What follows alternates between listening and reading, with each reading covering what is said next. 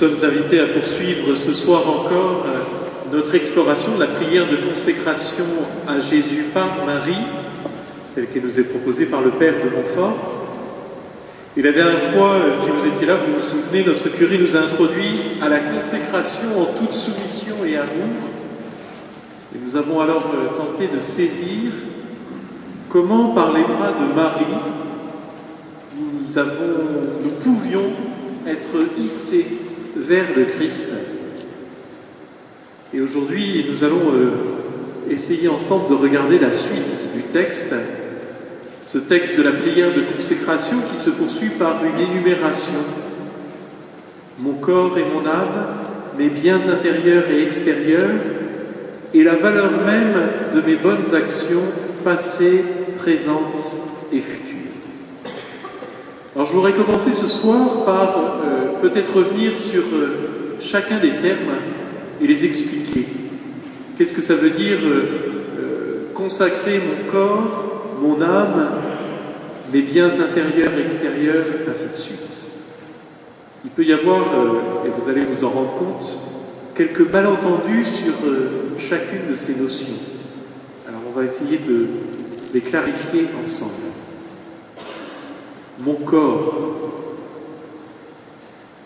C'est étonnant parce qu'il s'agit d'une prière de consécration qui concerne donc notre vie spirituelle. Et cette prière de consécration tient à honorer le fait que nous sommes incarnés. Nous ne sommes pas de purs esprits, parfois ce serait plus simple sans doute, mais nous ne sommes pas de purs esprits et par conséquent, tout notre être, tout notre agir s'incarne dans ce que nous appelons la réalité matérielle. Même notre vie de prière est corporelle. La preuve, c'est que quand nous sommes fatigués, on a du mal à prier. Les attitudes de notre corps, les gestes que nous posons pour entrer dans la prière, la liturgie et les sacrements tiennent compte de cette dimension essentielle de notre vie humaine. Nous ne pouvons pas nous passer d'un corps, ce corps qui manifeste notre être au monde. Lorsque nous rencontrons les autres, nous les rencontrons avec notre corps. Et c'est comme ça d'ailleurs qu'ils nous reconnaissent. Notre corps, c'est aussi l'interface par laquelle vont se jouer nos combats. Ça aussi on le sait bien.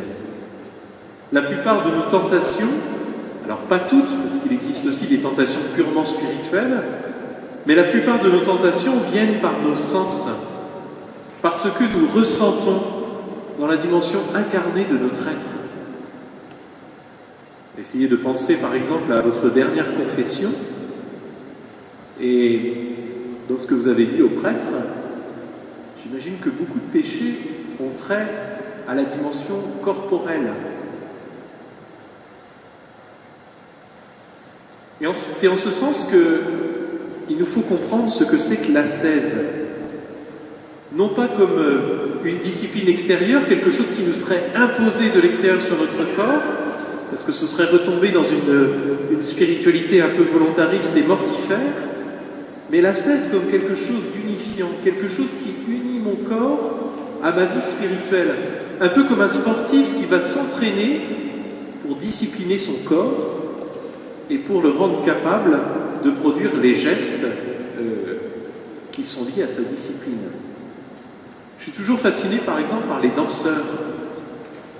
Combien il faut d'exercices de barre pour réussir à produire un enchaînement.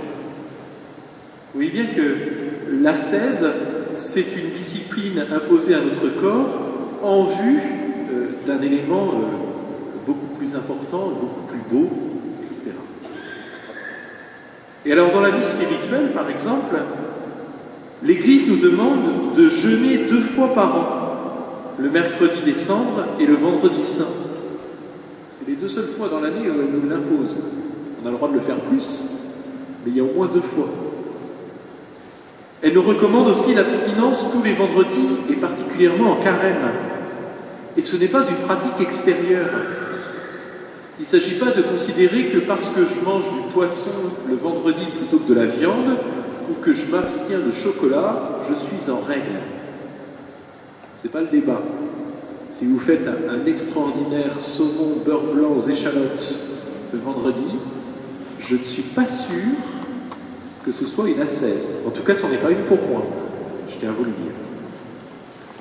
En fait, il s'agit d'honorer la dimension physique de notre existence, en manifestant par des signes concrets notre engagement spirituel. Et c'est aussi la raison pour laquelle la liturgie nous fait agir de façon codifiée. Dans la prière liturgique, vous l'avez déjà repéré, je pose des gestes qui ne sont pas naturels, que je ne fais pas normalement dans la vraie vie, qui ne sont pas communs à ma vie courante, mais qui traduisent extérieurement ce qui se joue intérieurement dans ma vie spirituelle, comme par exemple le fait de joindre les mains, le fait de me mettre à genoux, le fait de signer mon corps, tracer le signe de la croix.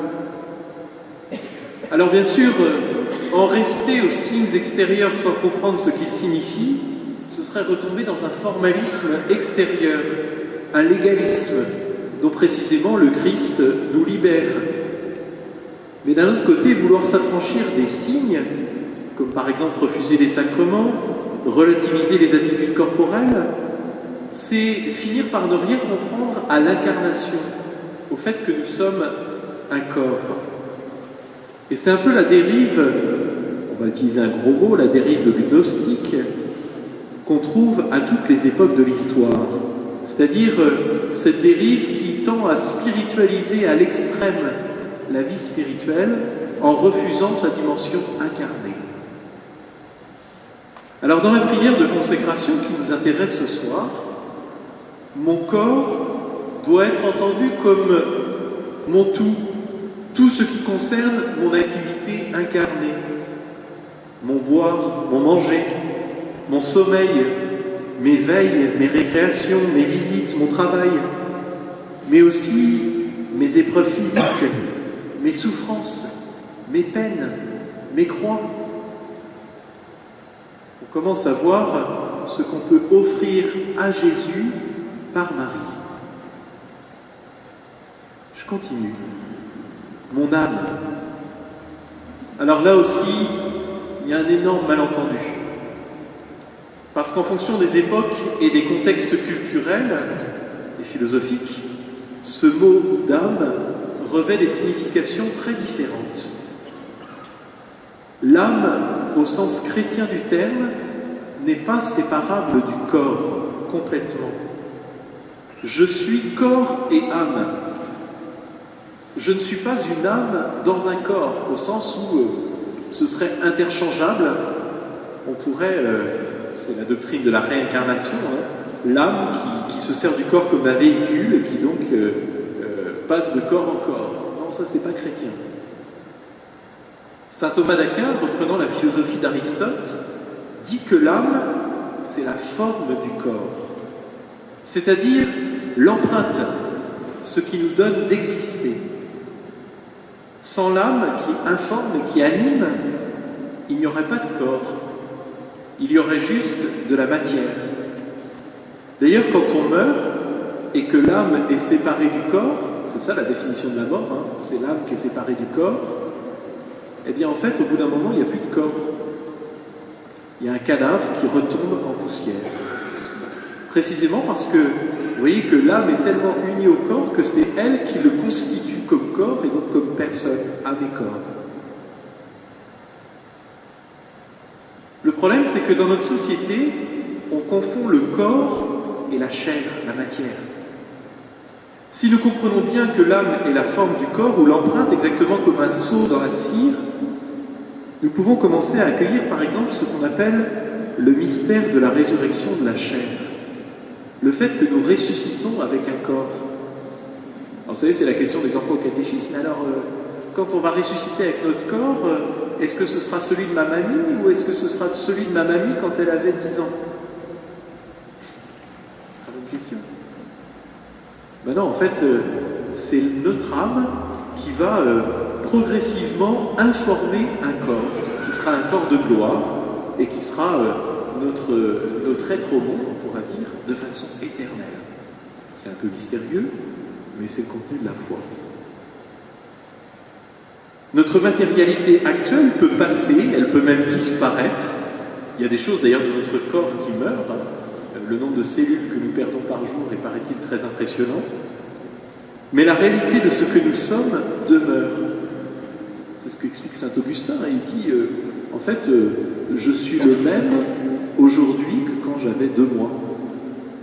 Et pourtant, mon corps est un petit peu différent. Dans la prière de consécration, l'âme désigne des réalités incarnées.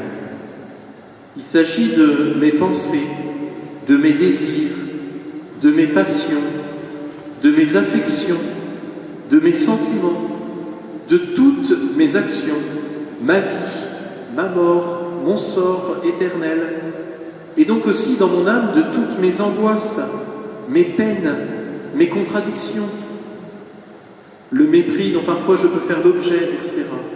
Tout ce qui vient me fragiliser, que je ressens très profondément dans mon âme, eh bien je dois l'offrir à Dieu par Marie.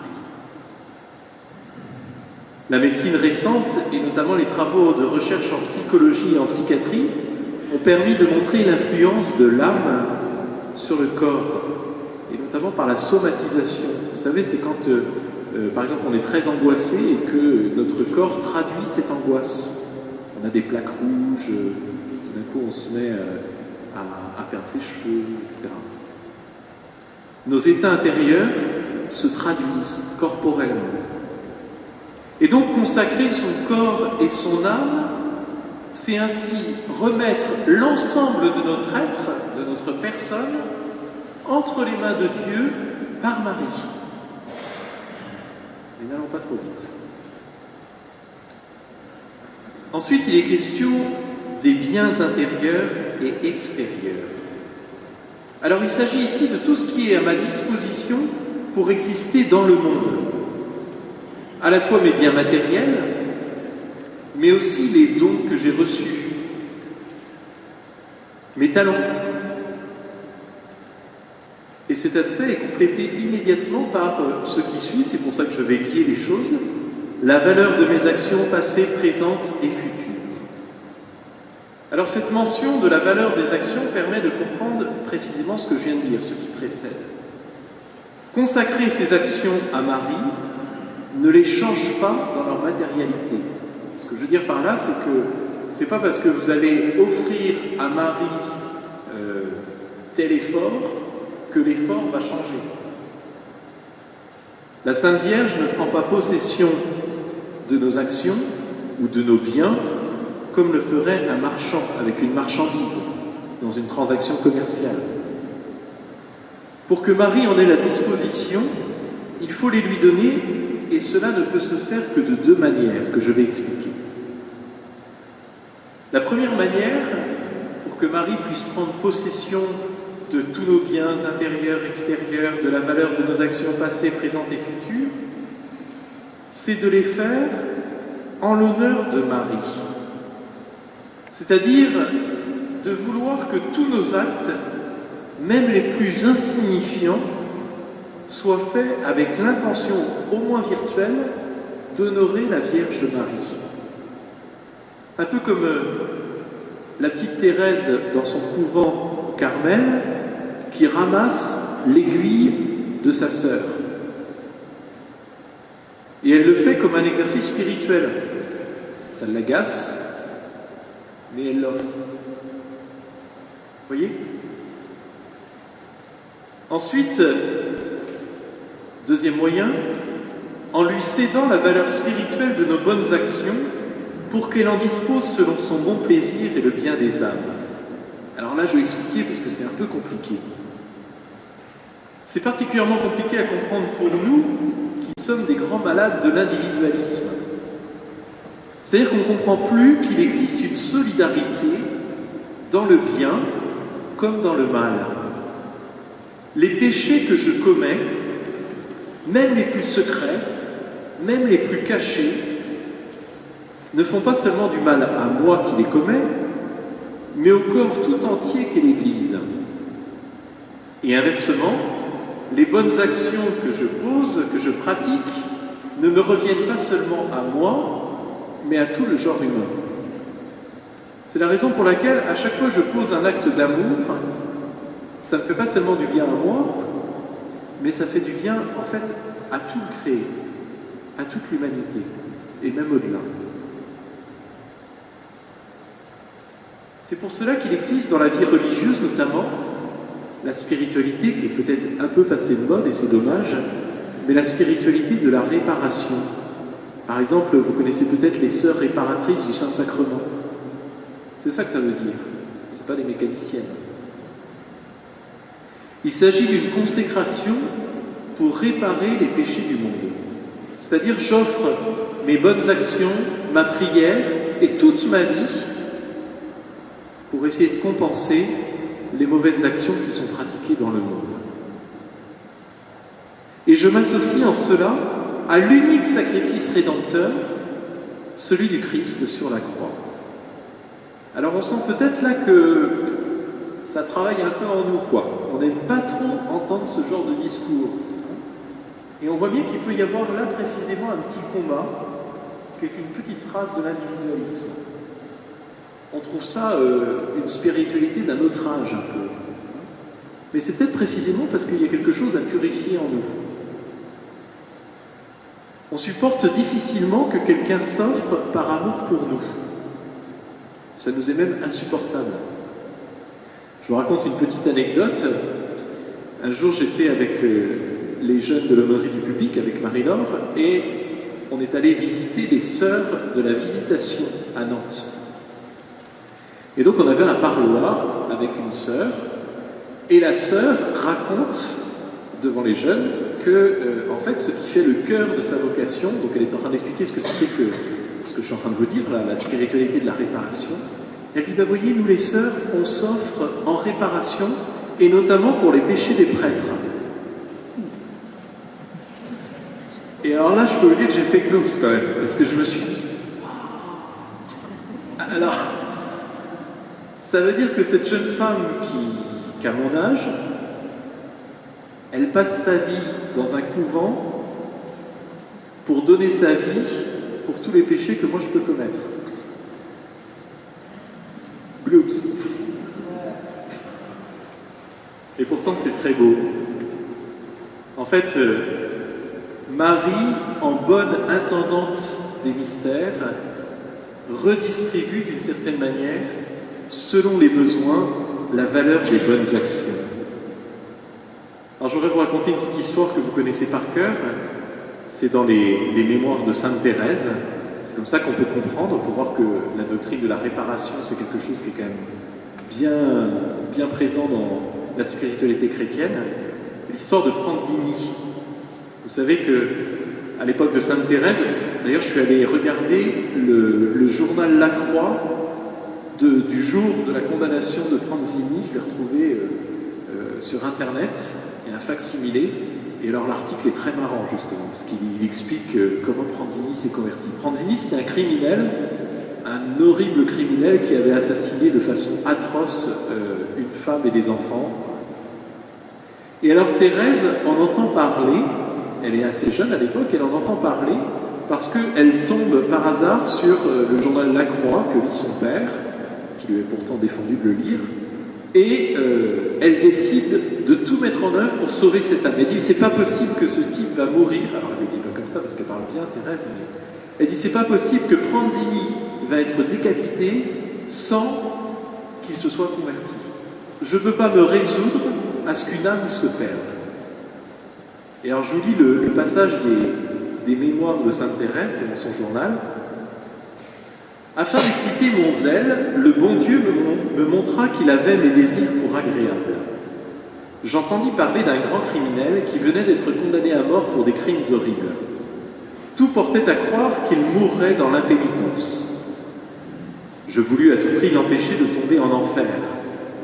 Afin d'y parvenir, j'employais tous les moyens imaginables, sentant que, de moi-même, je ne pouvais rien. J'offris au bon Dieu tous les mérites infinis de notre Seigneur, les trésors de la Sainte Église.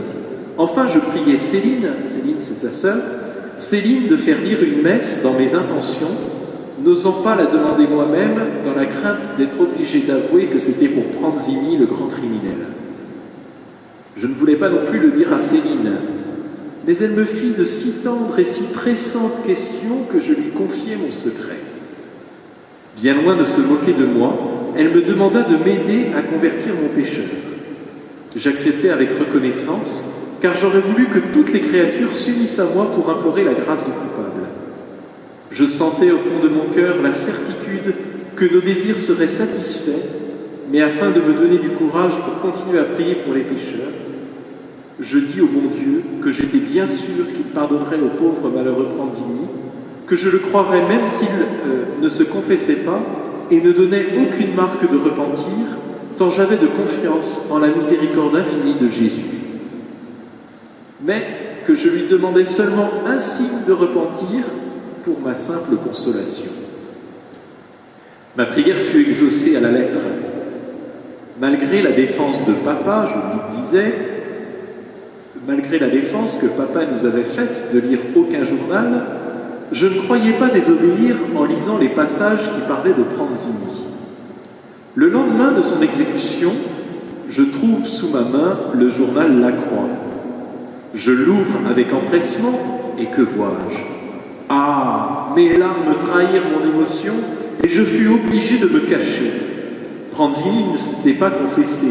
Il était monté sur l'échafaud et s'apprêtait à passer sa tête dans le lugubre trou quand tout à coup, saisi d'une inspiration subite, il se retourne, saisit un crucifix que lui présentait le prêtre et baise par 3 fois ses plaies sacrées. Voyez la joie de Thérèse qui a réussi à sauver une âme en offrant des petits sacrifices. Ainsi donc, la prière de consécration, pour revenir à ce qui nous intéresse particulièrement, nous invite à réaliser toutes nos actions pour Marie, avec Marie et par Marie, pour que le Seigneur puisse réaliser par elle son œuvre de salut.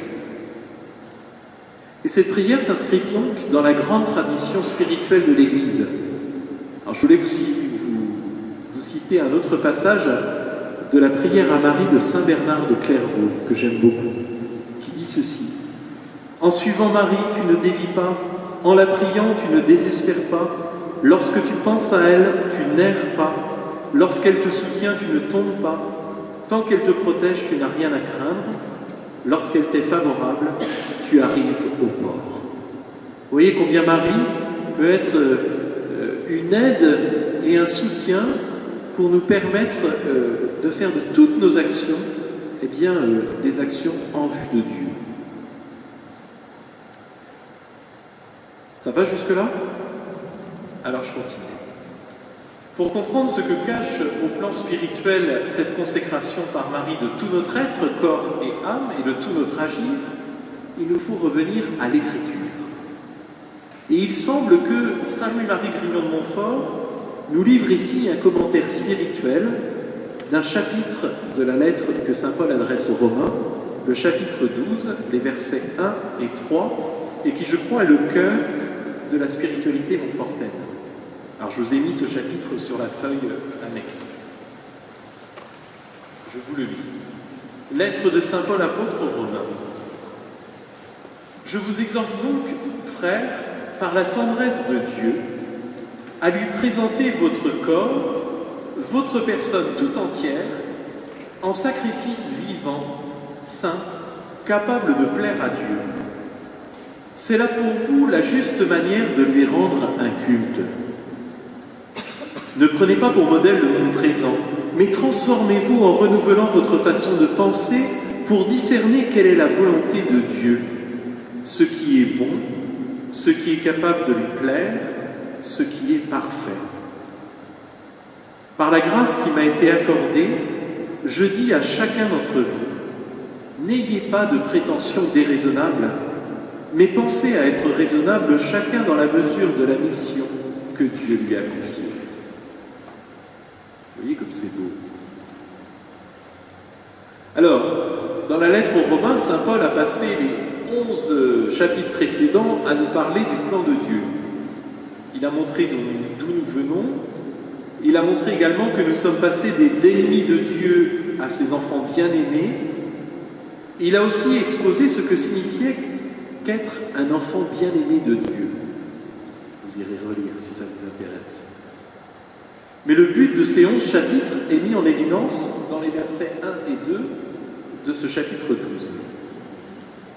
Si Jésus est mort sur la croix, c'est pour qu'il y ait en nous une abondance de vie, afin que nous, les enfants bien-aimés de Dieu, nous soyons remplis de la vie qui vient de lui.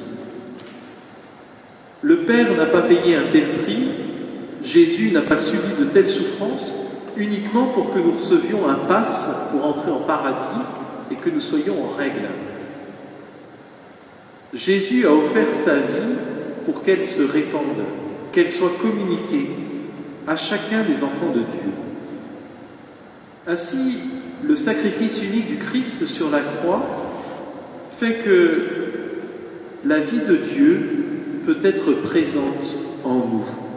Dieu nous communique sa vie par Jésus.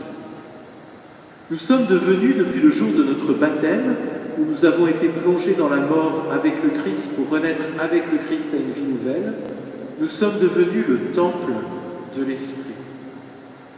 Et le terme grec fait référence au Saint des Saints, au lieu 3 fois saint de Dieu, celui où juste une fois par an le grand prêtre pouvait rentrer. Et ce lieu, c'est notre corps désormais. C'est nous. La plénitude de la vie de Dieu, la présence réelle, si j'ose dire, elle est en nous. Alors ça ne fait pas de nous des dieux, mais cela fait que par notre attitude, ceux qui nous entourent, ceux qui nous approchent, ceux que nous rencontrons, peuvent goûter quelque chose de Dieu. C'est pourquoi saint Paul encourage ceux qui ont reçu la grâce de l'inhabitation divine, c'est-à-dire du fait que Dieu vienne habiter en eux, il les encourage à offrir leur vie en sacrifice vivant et saint qui plaise à Dieu. Alors, c'est sûr que nous sommes l'objet d'une grâce qui nous dépasse de loin. On n'a rien fait pour mériter d'être le temple de l'Esprit. Mais cette grâce du baptême, elle nous responsabilise.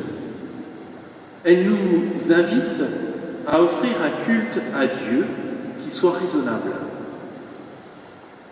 La raison est simple, c'est au nom de la bonté même de Dieu. Alors nous l'avons vu, nous sommes l'objet de toute la bonté de Dieu.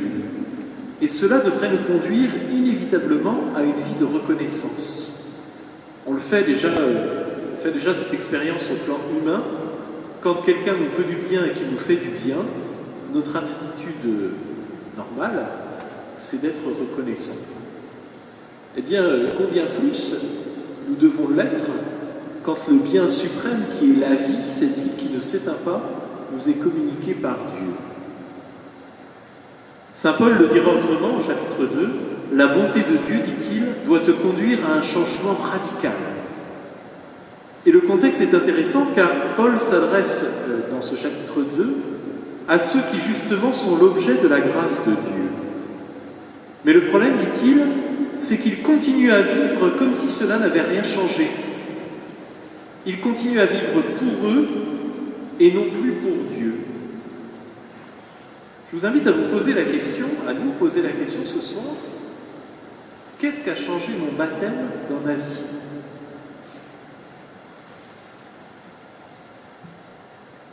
On comprend donc que le baptême doit changer de façon définitive et irrévocable quelque chose en nous, notre être même, et que désormais nous devons vivre selon la grâce baptismale.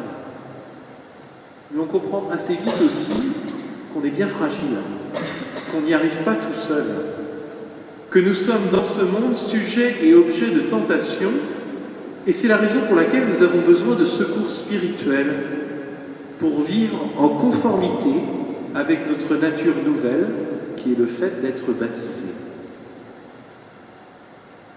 Et ces secours nous sont dispensés par l'Église, dont Marie est la figure, l'icône. Ainsi, en nous remettant complètement entre les mains de Marie, nous devenons peu à peu capables de vivre la grâce baptismale. Comme Marie a enfanté le Fils unique de Dieu, elle engendre désormais le corps mystique de son Fils, qui est l'Église. Et comme une mère attentive, elle veille sur chacun de ses enfants. Alors, la prière de consécration à Jésus par Marie nous invite à livrer notre corps et notre âme et toutes nos actions, c'est-à-dire à offrir à Dieu le sacrifice qui lui est dû et qui lui plaise. Je voudrais revenir, pour terminer, sur cette notion de sacrifice, parce que ça aussi, ça fait partie des mots qui râpent un peu. On le comprend très mal aujourd'hui parce qu'on comprend cette notion de sacrifice comme une privation. D'ailleurs, vous dites, allez, je vais faire un gros sacrifice, je vais me priver de chocolat. Mais en fait, vous allez voir, quand vous dites ça, vous ne faites aucun sacrifice. Vous faites juste une mortification qui n'est pas forcément d'ailleurs très juste.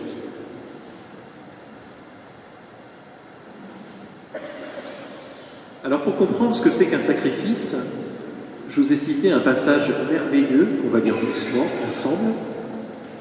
C'est un passage d'un livre de saint Augustin qui s'appelle La Cité de Dieu, qui est un ouvrage qui est d'une grande actualité, parce qu'en fait, La Cité de Dieu, alors c'est très long, hein, il y a 18 livres. Saint Augustin, quand il écrit, il est prolixe. Et en fait, il y a un problème à l'époque, c'est qu'en 410, les Vandales d'Alaric ont pris Rome et l'ont pillé. Rome a été saccagée par les Vandales. Alors à l'époque, Rome, c'est le cœur du monde, et c'est la Rome chrétienne, évidemment, on est au 5e siècle. Et donc les gens de l'époque se disent, en fait, avec les invasions, ces nouvelles personnes qui viennent de loin, etc., qui nous envahissent, eh bien, notre monde est en train de disparaître. C'est fini. Et donc saint Augustin va prendre sa plume et il va écrire La Cité de Dieu, qui est une réponse à tous les angoissés de la fin des temps. Et dans le livre 10, eh bien, au chapitre 6, il parle du vrai et parfait sacrifice. Alors je vous lis. Le vrai sacrifice, dit saint Augustin, c'est toute œuvre accomplie pour s'unir à Dieu d'une sainte union, c'est-à-dire toute œuvre rapportée à ce bien suprême grâce auquel nous pouvons véritablement être heureux. C'est la définition. Toute œuvre accomplie pour s'unir à Dieu, c'est-à-dire toute œuvre en vue de ce bien suprême qui est le bonheur. C'est pourquoi, dit-il, et vous allez voir, ça c'est assez intéressant pour nous, la miséricorde, même envers le prochain, n'est pas un sacrifice si l'on ne l'exerce pas en vue de Dieu. C'est intéressant ça quand on est très engagé dans la solidarité, qu'on fait du social, de l'humanitaire, etc. Pour qui on le fait? Je continue. Le sacrifice, en effet, bien qu'offert par l'homme, est chose divine, comme l'indique le mot lui-même, qui signifie action sacrée. Aussi, l'homme même consacré et voué à Dieu est un sacrifice en tant qu'il meurt au monde pour vivre en Dieu. Car cette consécration fait partie de la miséricorde que chacun exerce envers soi-même, et c'est pour cela qu'il est écrit « Aie pitié de ton âme en te rendant agréable à Dieu ». Autrement dit, dit saint Augustin, si je me consacre à Dieu, et c'est le sens d'une prière de consécration, c'est en vue de mon bonheur, puisque Dieu est le véritable bonheur. Notre corps est pareillement un sacrifice quand nous le mortifions par la tempérance, c'est-à-dire par la maîtrise de soi, Si nous agissons de la sorte pour plaire à Dieu, comme nous y sommes tenus, et que loin de prêter nos membres au péché pour lui servir d'instruments d'iniquité, nous les consacrions à Dieu pour en faire des instruments de justice. C'est à quoi l'apôtre nous exhorte, l'apôtre c'est saint Paul, en nous disant « Je vous conjure mes frères, par la miséricorde de Dieu, de lui offrir vos corps comme une victime vivante, sainte et agréable à ses yeux, et de lui rendre un culte raisonnable et spirituel. » Tel est le sacrifice des chrétiens, être tous un seul corps en Jésus-Christ, et c'est ce mystère que l'Église célèbre assidûment dans le sacrement de l'autel, c'est-à-dire la messe, connu des fidèles, où elle apprend qu'elle est offerte elle-même dans l'oblation qu'elle fait à Dieu. J'explique. Le saint sacrifice de la messe, c'est donc le sacrifice unique du Christ auquel nous sommes appelés à nous conformer par toute notre vie.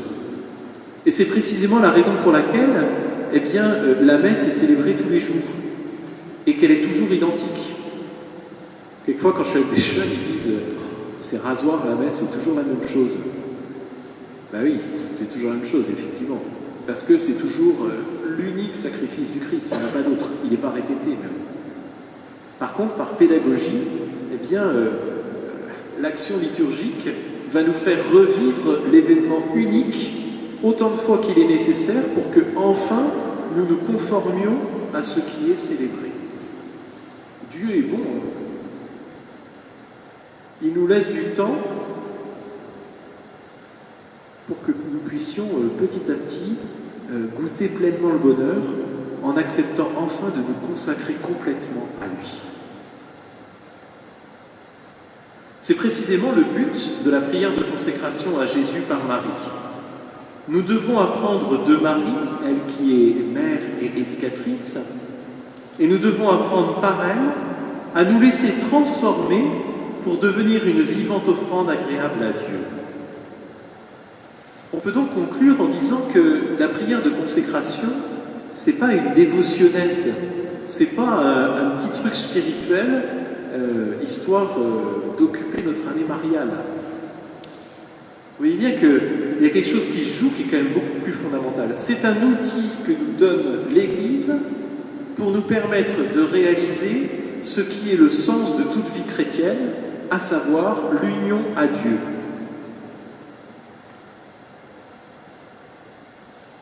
Cet exercice de la consécration contribue à nous faire grandir en nous faisant imiter le Christ par notre soumission à Marie, qui est la femme eucharistique par excellence, puisque rien en elle n'est tourné vers soi, mais qu'elle appartient tout entière à Dieu. Toute notre vie doit devenir à l'école de Marie une vivante offrande à la louange de sa gloire. C'est le sens définitif de l'acte de consécration.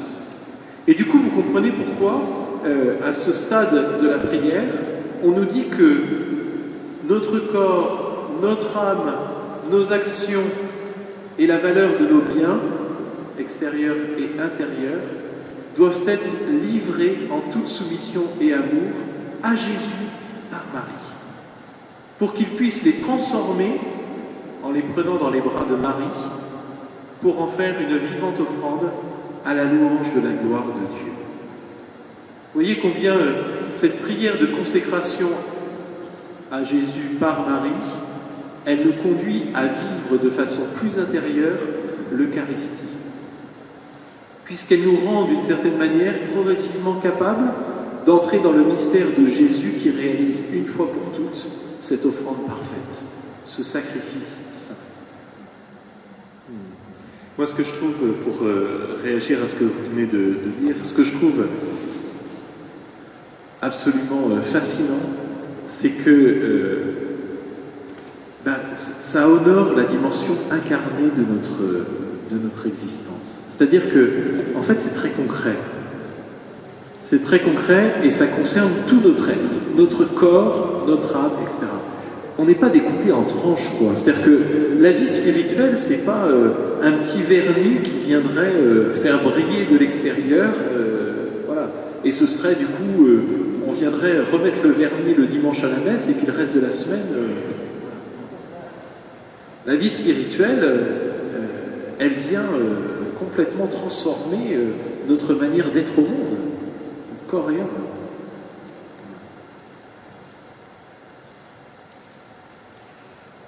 Et ça, c'est la logique de l'incarnation, justement. J'aime beaucoup cette image, je ne sais plus qui l'avait employée, c'est bien vous d'ailleurs, Père Patrice, mais cette image du petit panier, quoi.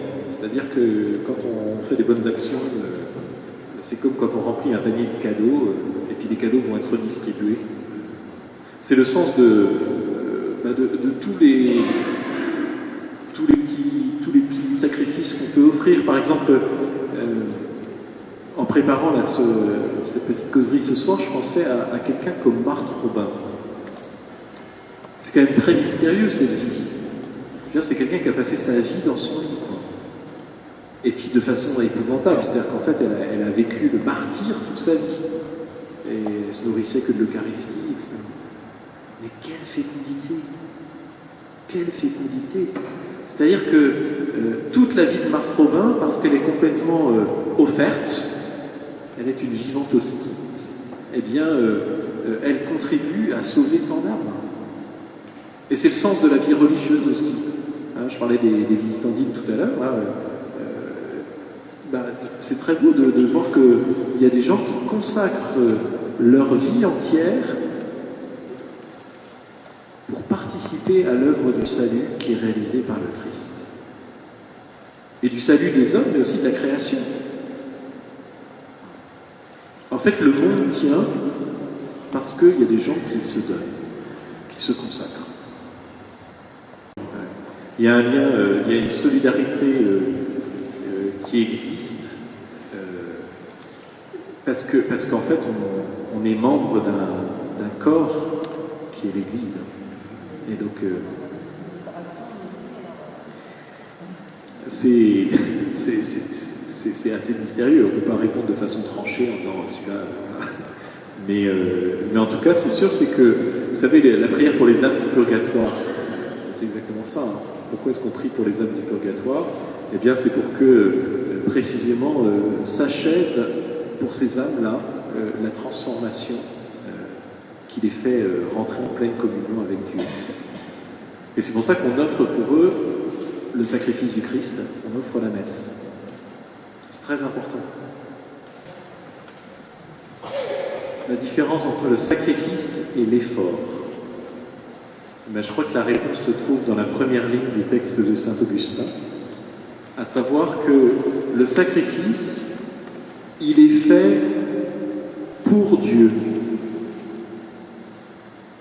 Et donc, il peut nous coûter, mais tous les efforts que nous posons ne sont pas toujours faits pour Dieu. Et en ce sens, ils ne sont pas des sacrifices.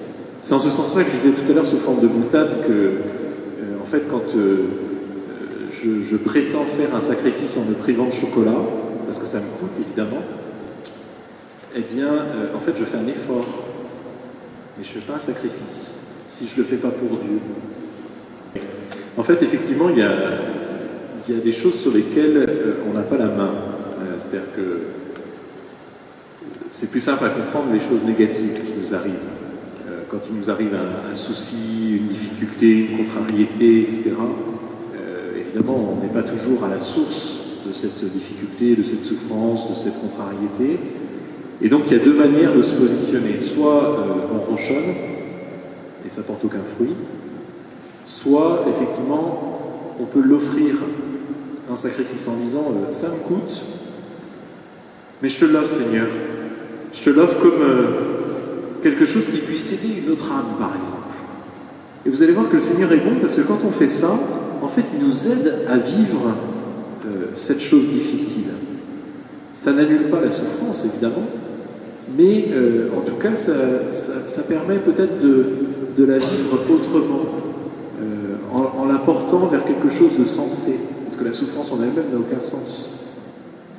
Cet après-midi, pour vous donner un petit témoignage, cet après-midi, j'étais avec les terminales de Saint-Joseph, et ils avaient un temps fort pastoral dont le thème était la joie.